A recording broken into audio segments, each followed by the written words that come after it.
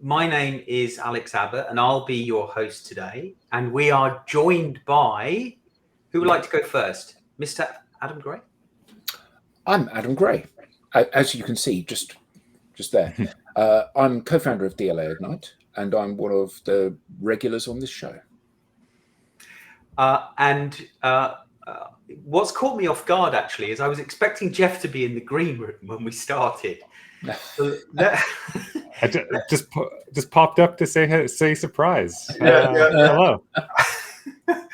So let me start off by introducing Jeff, because he's going to be a new face for everyone. So Jeff is. I'm very excited about this topic today because mental health in sales is a topic that's close to my heart, and I particularly like some of the research that Jeff has done last year. So without further ado, Jeff, do you want to introduce yourself and tell us a little bit about you?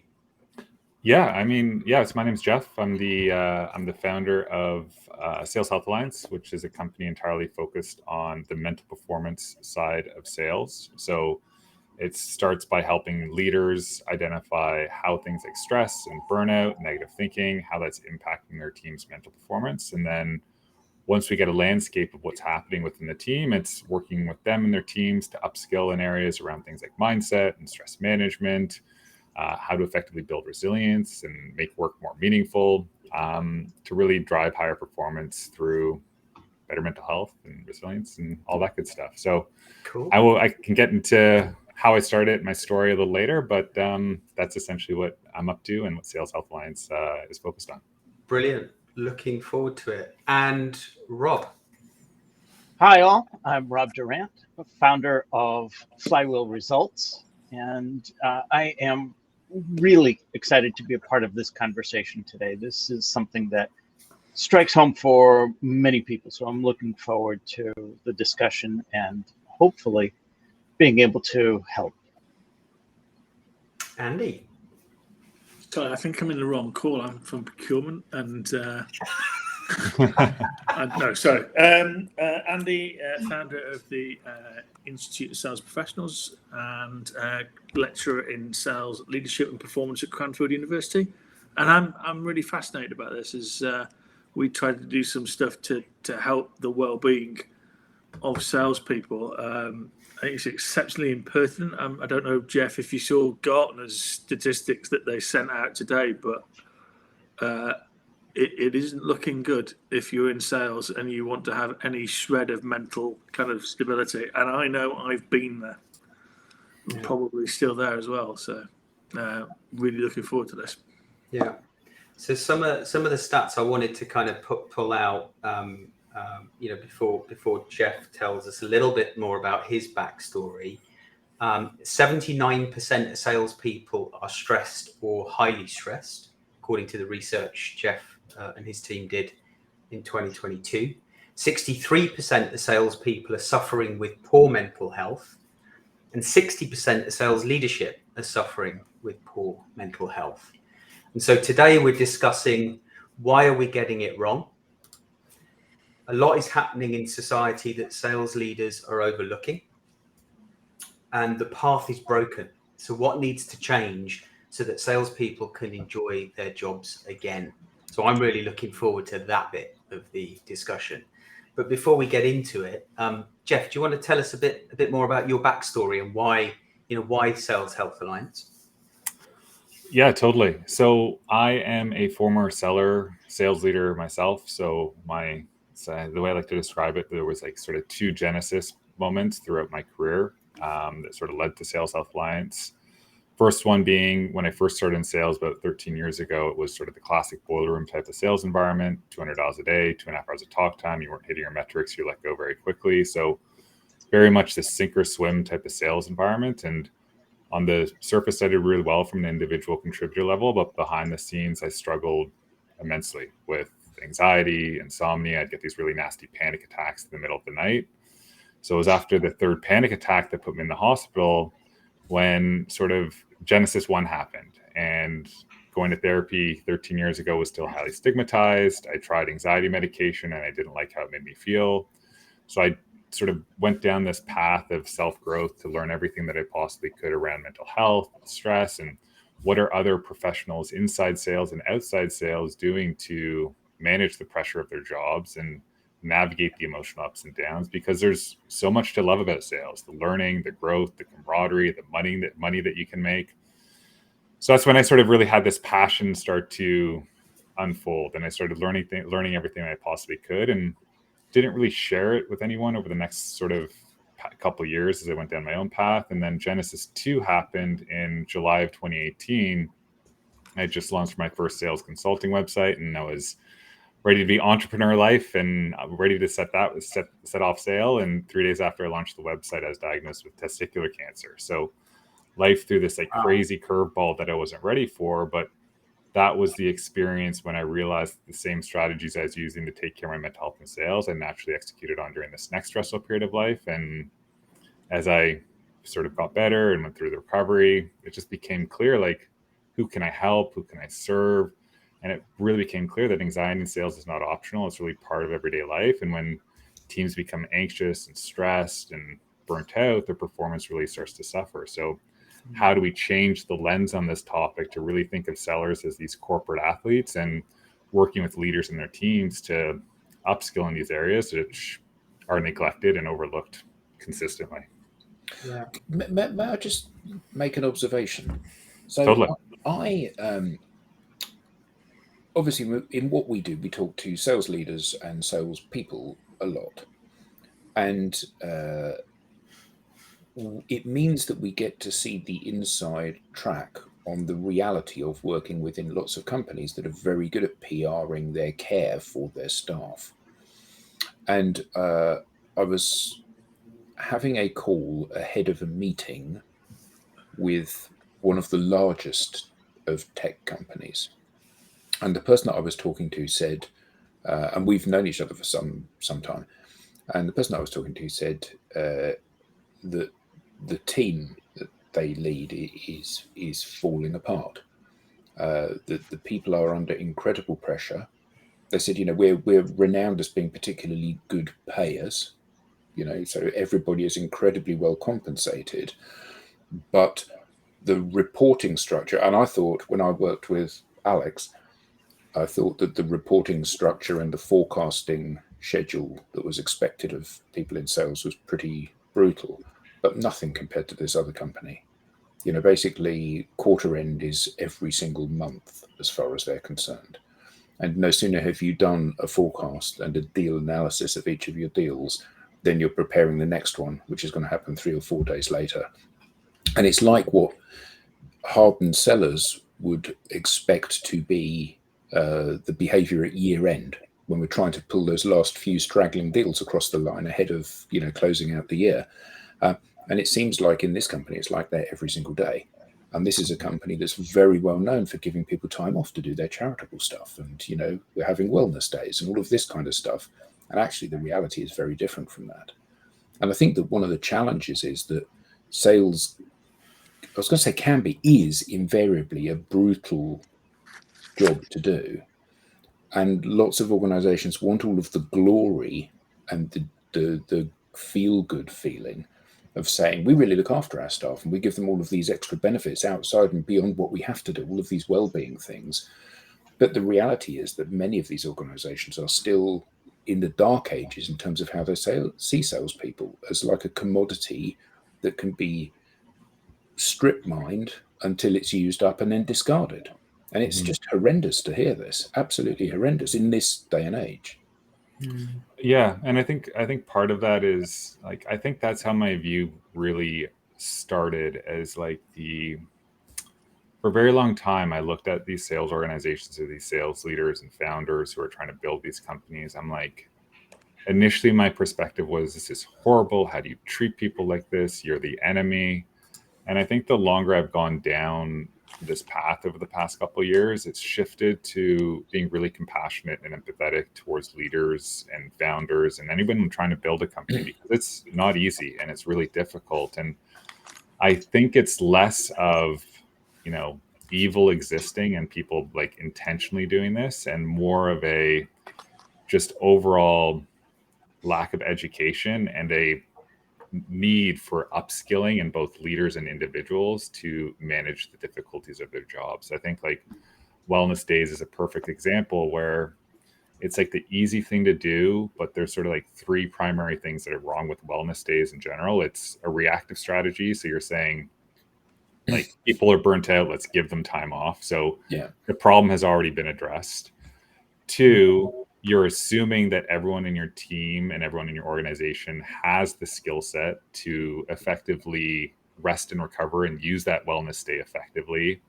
And three, you're also assuming that everyone on your team or everyone in your organization is going to be motivated to do things that are kind of boring, like some self-care, some meditation, walking outside, versus spending that day off playing video games, drinking wine in the park, like engaging in binging Netflix, engaging in behaviors that are not going to actually help them come back rested and recovered the next day. So it's been interesting to see my perspective of this, to your point, this like horrible blaming you to like, oh, like it's just really tough and there's just such a gap in knowledge. Like, how do we focus on that piece to really be more compassionate and empathetic to what's actually going on from a leader standpoint? In my experience, the benefits that you're talking about, wellness days and vacation time, unlimited PTO, those aren't built with the sales team in mind. Those are built organizationally. And then each department is supposed to execute as it fits into their ability to serve the business. And it doesn't serve the sales part of the business at all. Sales is the only department I've ever worked in where I constantly felt like I had homework. I constantly felt the pressure to achieve quota. And even if I hit quota halfway into the given period, the expectation that was that I would continue to exceed that quota. There was never an off switch. And I don't think accounting goes home with, oh, I really have to put those debits and those credits in the right columns tomorrow. And I think you're speaking a lot to what Adam talked about too, where it's like, if you think about the forecasting and the way targets are being set, a lot of companies are working off of this like monthly target or this quarterly target. They may do some annual planning, but not really. And if you're in that consistent reactive state of like setting these targets each and every month, there's no way to factor in things like quota relief. So offering quota relief to reps who are on vacation to say, yeah, like you aren't going, your commission check isn't going to be impacted when you take time off. We want you to take time off. Like if you think about every other high performance industry, whether that's sports, anything that requires performance, there's always an off season because it gives that person and that athlete the opportunity to rest and recover. And that's not happening within sales. It's like you hit your target, you maybe get a weekend off or like, you know, a few days off if it's a long weekend, but then you're back at it. And even if you go on vacation, you're dealing with things like guilt or you're checking your email and you can never really shut off because that quota is still hanging over your head and is going to be impacting your performance. So structurally, there's so many different ways and things that we can think about within sales to help address this, to ensure rest and recovery, and essentially an off season can be built in. Yeah. I think now might be a good time for me just to plug your book for you there, Jeff. Stress less, please. sell, Please. Yeah.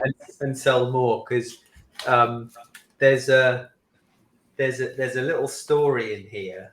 If sales leaders coached, are you a basketball fan, by the way?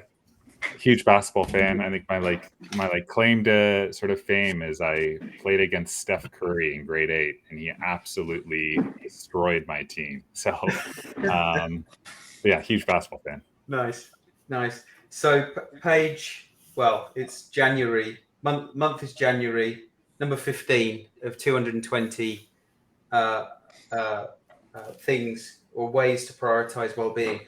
So if sales leaders coach LeBron James, like most manage their salespeople, their interaction might look something like this. So here's how it goes.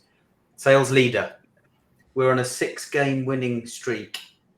Consecutive quarters hit in brackets. We need to keep crushing our opponents. LeBron, sure, coach. Sales leader, LeBron, instead of getting 30 points and 10 rebounds like the last game, I need you to get 40 points and 15 rebounds this game. In brackets, metrics. LeBron, why, coach? We need more fans. Our sold out stadiums aren't enough to make us happy. In brackets, rat race. LeBron, coach, I can try, but I'm feeling a little burnt out from that road trip and back-to-back games. In brackets, hard previous quarters. Sales leader, burnt out, really? Here are some new basketball shoes. They'll make you run faster. In brackets, sales technology. Let me teach you a better way to shoot so it's easier to score. In brackets, sales training. LeBron, coach, I think I just need some rest. Maybe manage my minutes.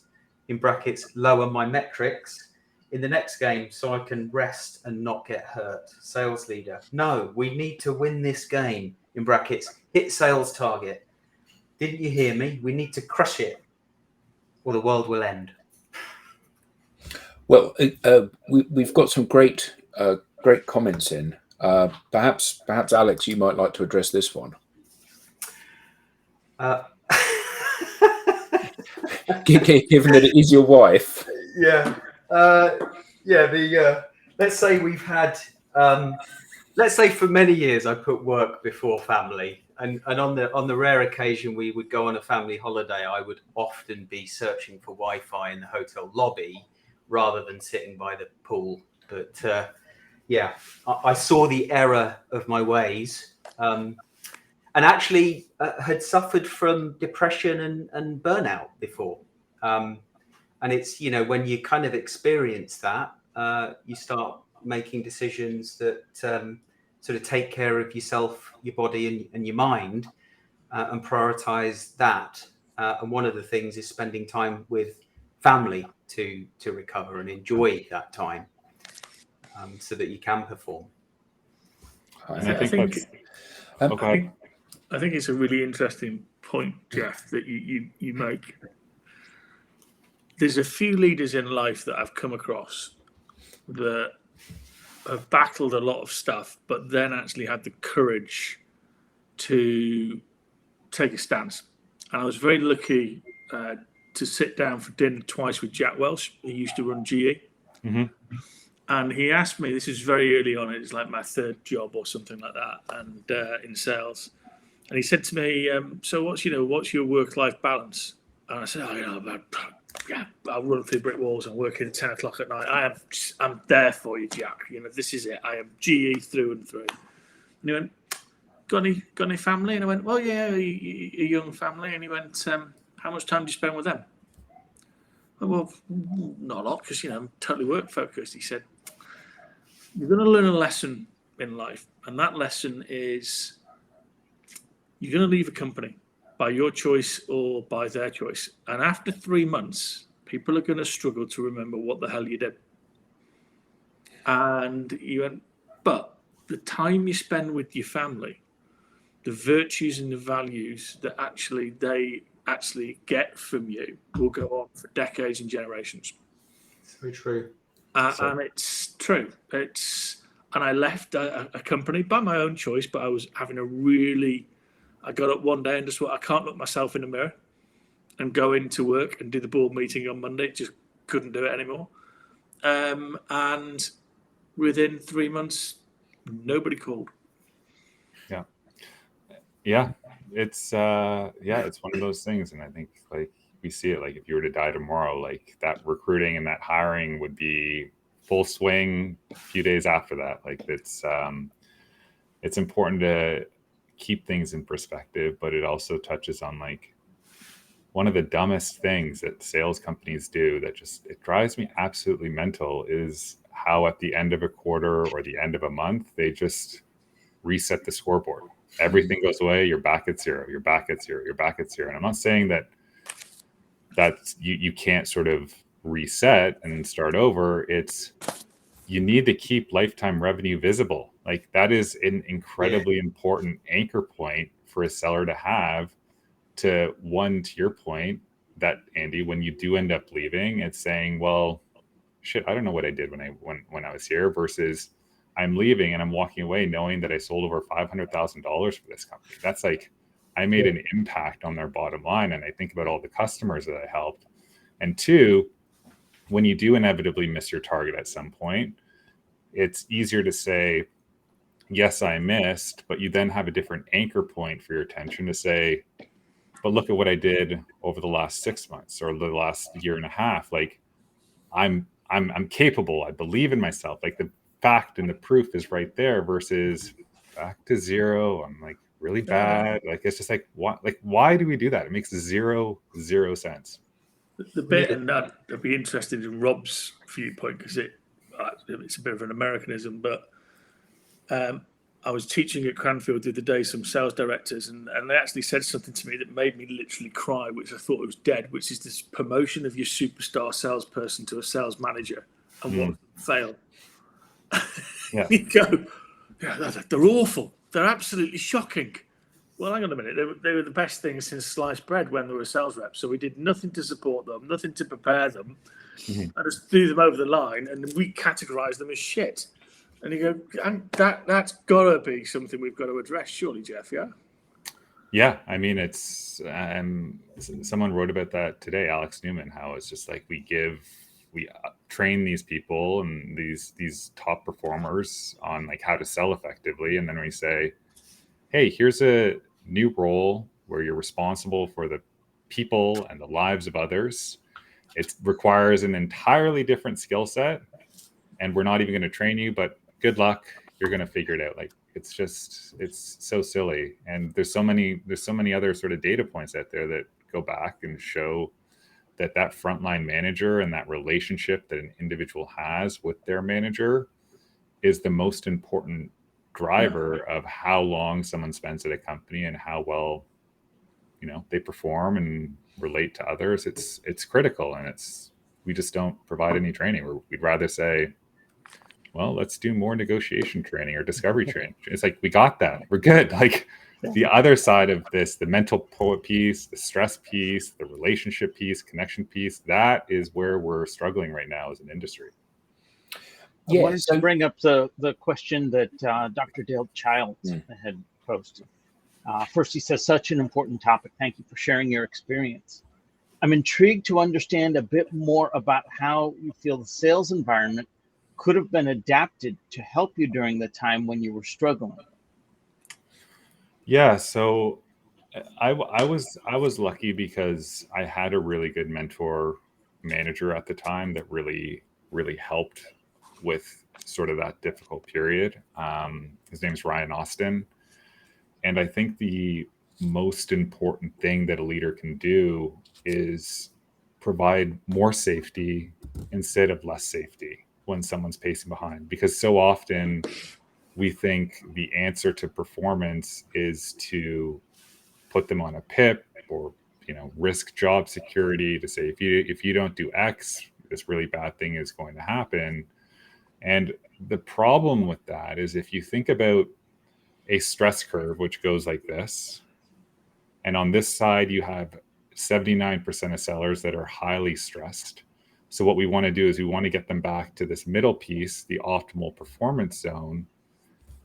If they're here because stress is impacting their performance and we're saying, do X or you're going to get fired, that's moving them further down into this corner where they're unable to perform. Like that motivational push that, do X and or Y is going to happen. That works sometimes when people are not feeling stressed, where they're sluggish, where they're unmotivated. Like that's down here, which will help motivate them into this high performance. So if that person is already really overwhelmed, really struggling, like it's absolutely critical to provide more safety and approach this challenge and this rep that's struggling with compassion and empathy and curiosity to say, well, what if it isn't related to sales training?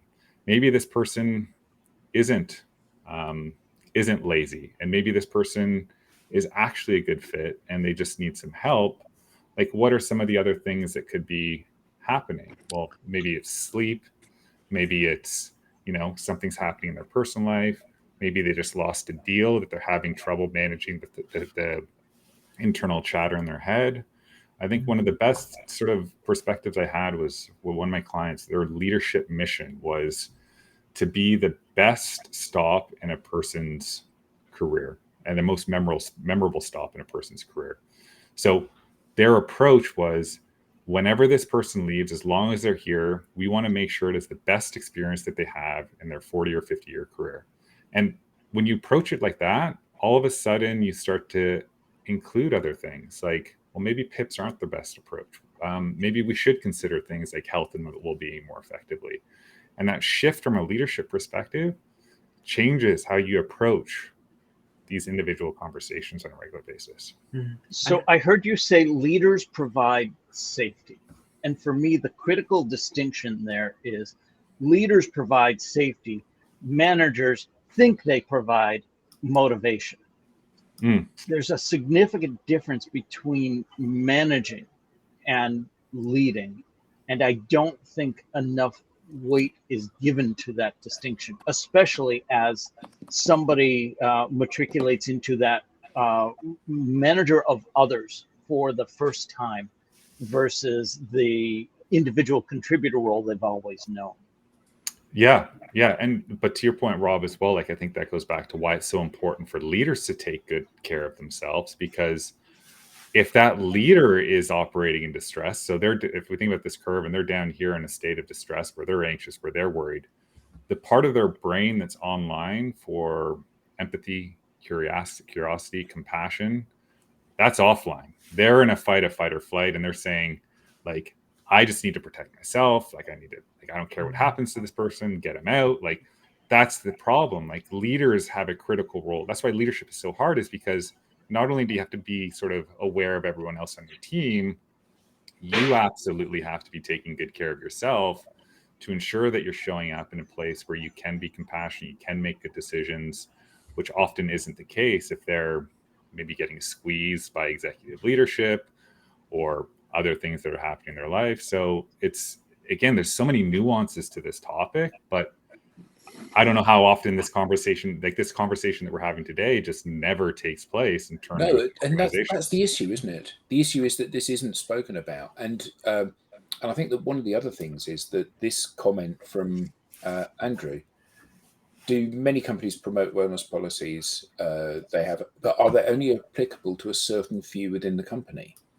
So again, you tend to see that there are certain individuals within an organization that are aware of the facilities and programs that are available, and also feel empowered to take those facilities and programs. Because if you're the guy that's out here on the end of the stress curve, and there's a program for you to take a bit of quota relief and a week off to go and get your head straight again, if you're out here stressed, that's the last thing you're going to do, isn't it? Like poor Alex when he's on holiday. You know, you're on holiday to unplug. So what's the very one thing you don't do? Unplug, because you're concerned about the impact that'll have.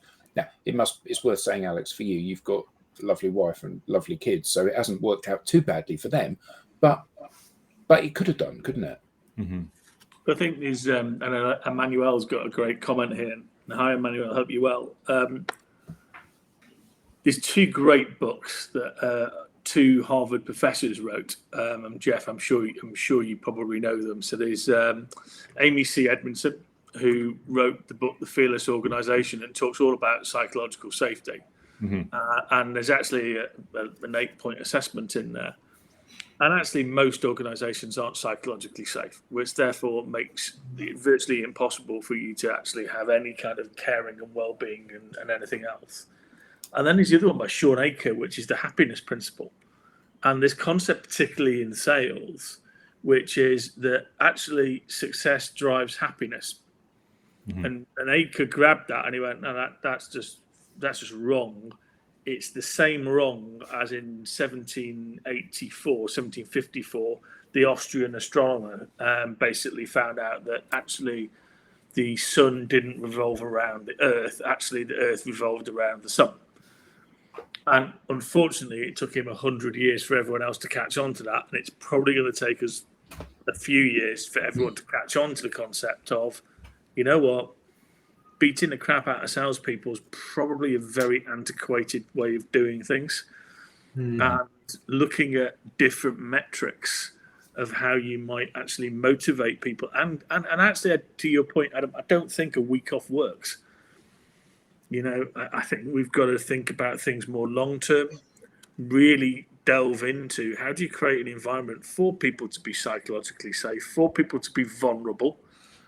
And I don't know about you, I don't know about Rob, the US Army, but there's a hell of a lot you can learn from the armed services about leadership, because they are so vulnerable now. They just sit there and go, you know, I'm a general, I don't have the answer.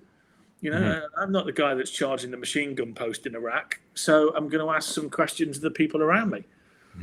And yet CEOs and senior leaders go, I'm paid the big bucks, so I must have the answer.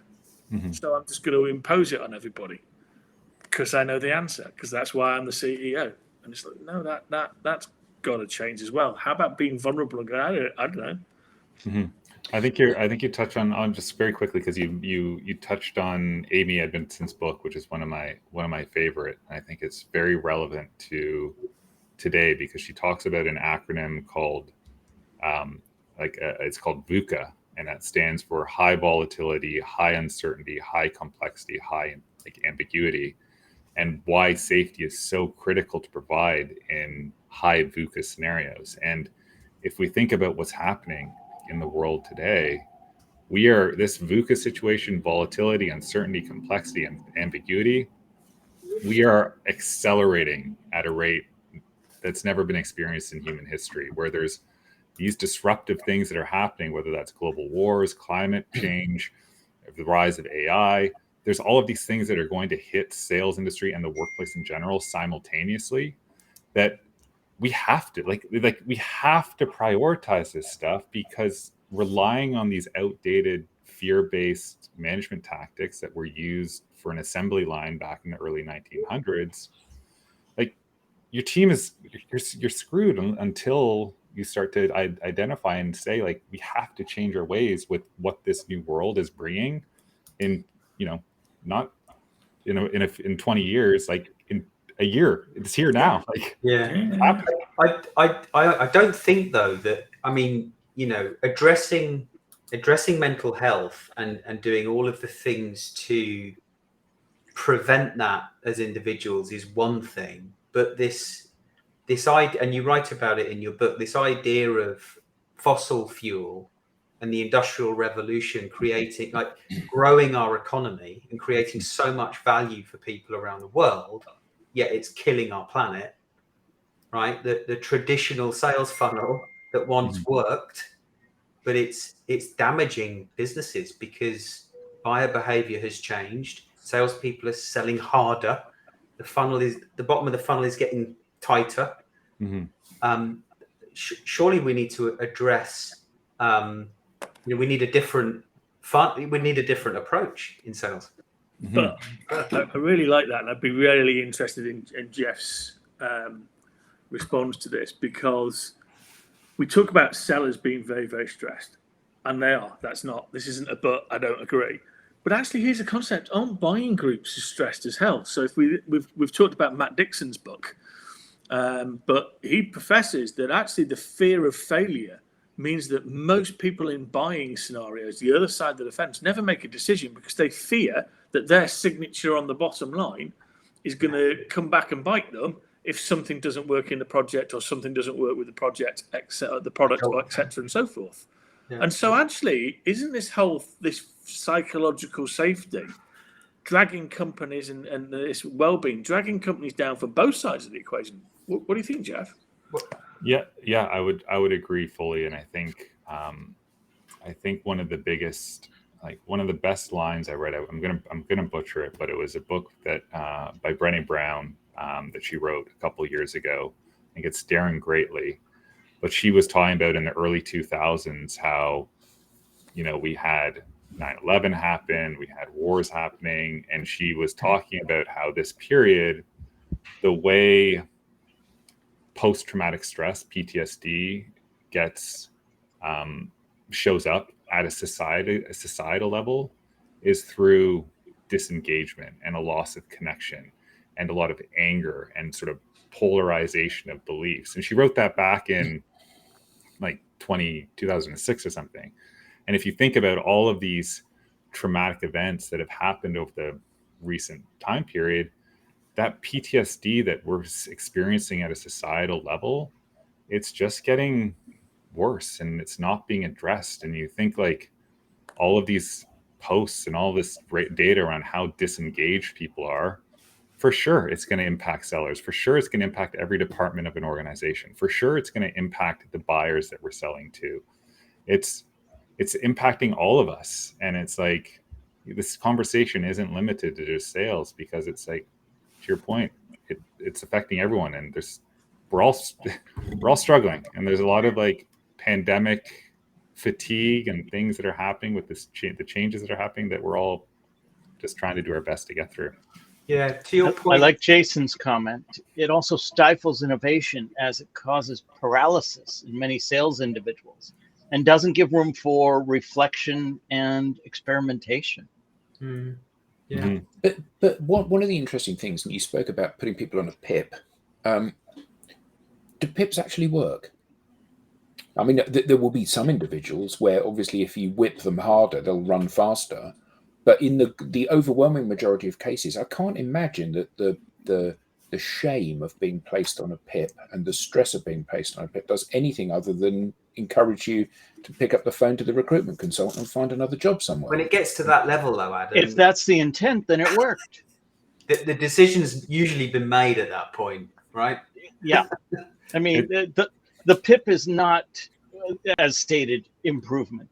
The PIP is cover.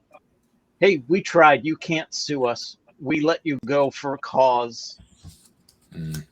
Yeah. But my friend of mine, Stephen DeGroot, he coined this term that I absolutely love when you talk about this. He describes that sort of piece as like a PIP, for example, as a moral betrayal, where there's this idea when you start working for a company and you start, your leader's there to support you and there to help you and train you.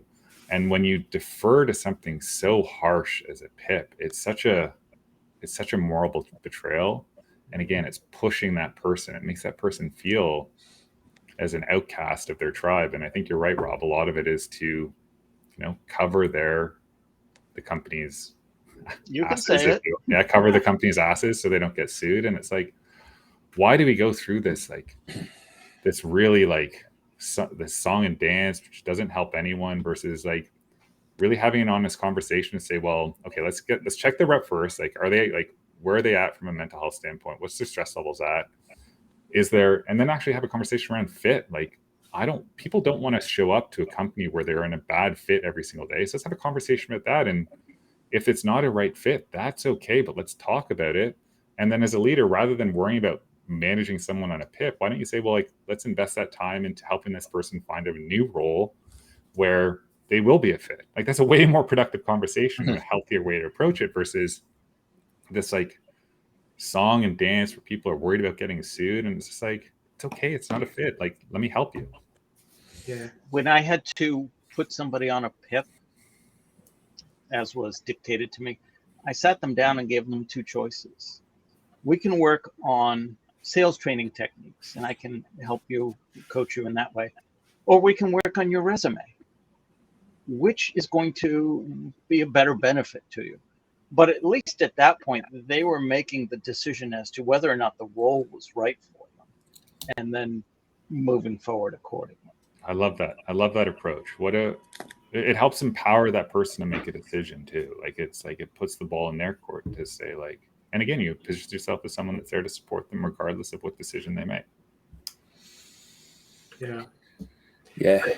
Back to Andy's point, about this conundrum that we're in between seller and buyer. And I know you talk about this in the book, Jeff, a VP sales enablement of well-being. And one of the line items is creating processes that is, supporting the customer essentially. I didn't quite get the full wording, but I think about that, and I think about, well, what are the steps? What are the behaviors? What are the activities?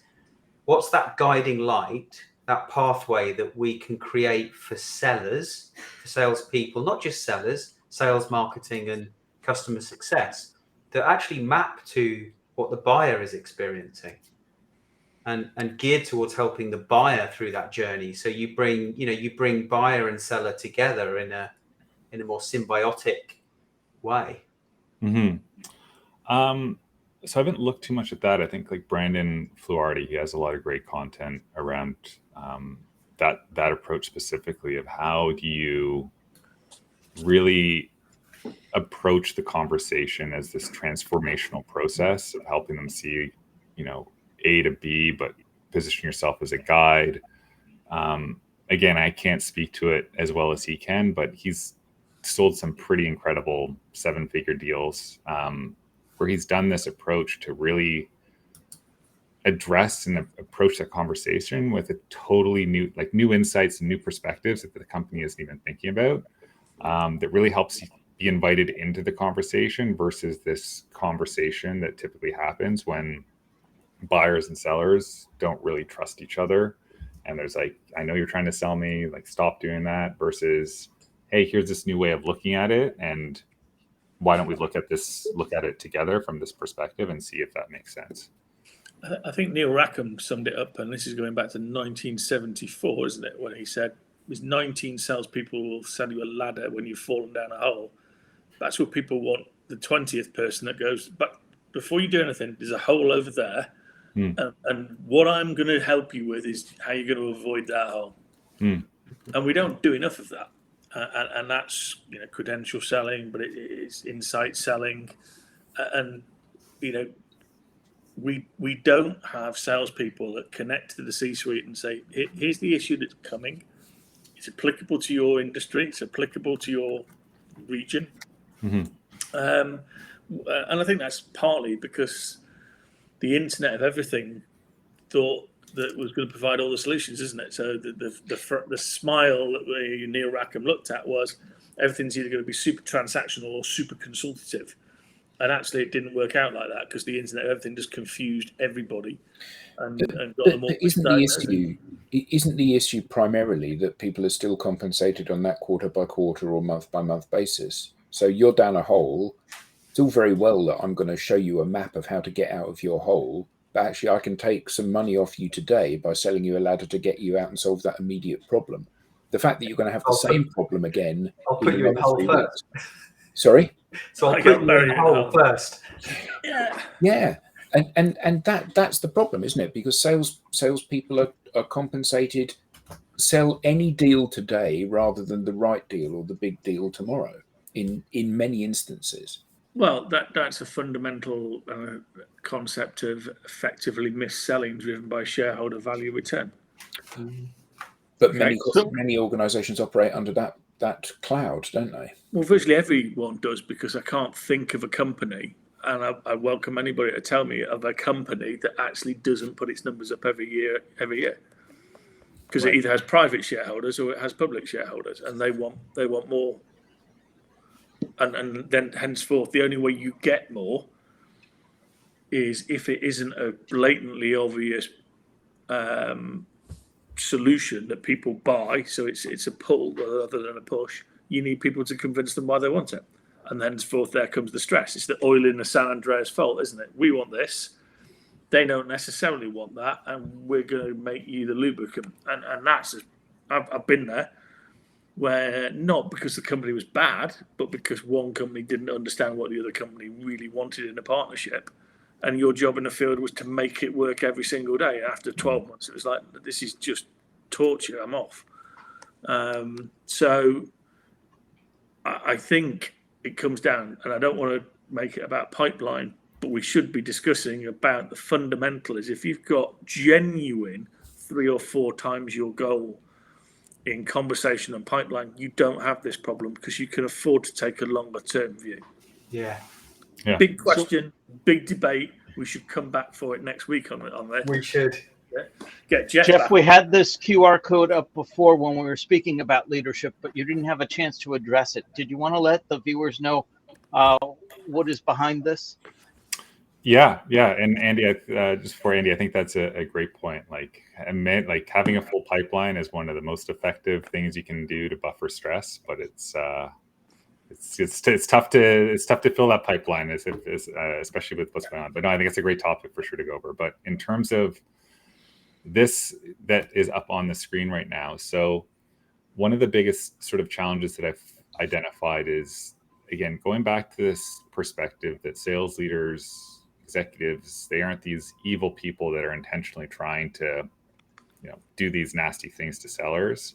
And most of them actually genuinely care and they want to help out their teams. But right now, they're so overwhelmed. They're so stretched. Budgets are being cut. They're being asked to do with more with less, that they truly do care about their team, but they have no idea where to start or how to help their team. So I've created a free mental performance assessment that I've put together that will help take a snapshot of a sales team. I'll work with the leader afterwards. It includes a 1-hour call together where we benchmark this performance or benchmark this assessment against all of the surveys that I've done over the past couple of years to identify where are the best starting points to help support your team in terms of offloading stress and getting their mental performance back on track. Is it boundaries related? Is it they no longer believe in the product? Is there lack of career pathing? Maybe it's sleep. There's all of these different windows and entry points that leaders have access to, but the vast majority have no idea where to start because we're relying on these NPS surveys or these pulse surveys or the engagement surveys. They don't really tell us anything meaningful. So the assessment's a really great tool to take a snapshot of a sales team or a sales organization to really identify where is the best place and what are the major blockers to mental performance that are creating stress, and then spending an hour together where we chat through what you as the leader, as leaders and leadership team can be doing to address these problem areas. Yeah, brilliant. Thank you, Jeff. And we are out of time. 47 minutes. I think we may have even been cut off from LinkedIn at this point. But Jeff, thank you so much for joining us today. Incredibly insightful. I'd love to have you back again. Thank you to the panelists. Thank you to the audience. If you're still listening, some great comments. Manuel, Jason, Matt, Dr. Dale, Evelyn, Jackie, Andrew. Too many to mention. Until next week, enjoy the rest of your week, folks. Thank you, Jeff. Thank you. Thanks, everyone. Bye-bye. Bye-bye.